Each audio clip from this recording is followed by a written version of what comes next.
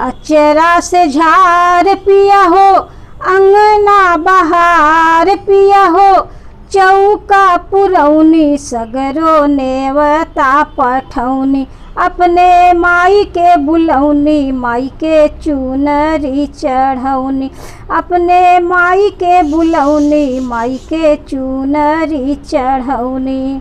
अचरा से झार पिया हो, अंगना बहार पिया हो, चौका पुरौनी सगरो नेवता पठौनी, अपने माई के बुलौनी, माई के चुनरी चढ़ौनी, अपने माई के बुलौनी, माई के चुनरी चढ़ौनी। गंगा जी के घटिया से जलवाली आय के, आवे वाला रहिया के फूलवा बिछाई के, गंगा जी के घटिया से जलवाली आय के, आवे वाला रहिया के फूलवा बिछाई के।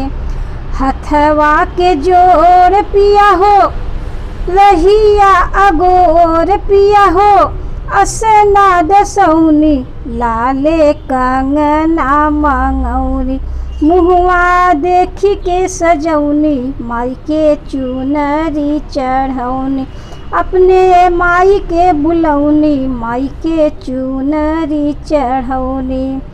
पुरैन पात के हो लगौनी हार हो, केरवा के गाछ से बनौली दुआर हो, पुरैन पात के हो लगौनी हार हो, केरवा के गाछ से बनौली दुआर हो। घिउआ के धार पिया हो, बतिया के बार पिया हो, ज्योतिया जरौनी, छोटे बाबा के सुनौनी, अम्मा भजन भजौनी, माई के चुनरी चढ़ौनी, अपने माई के बुलौनी, माई के चुनरी चढ़ौनी।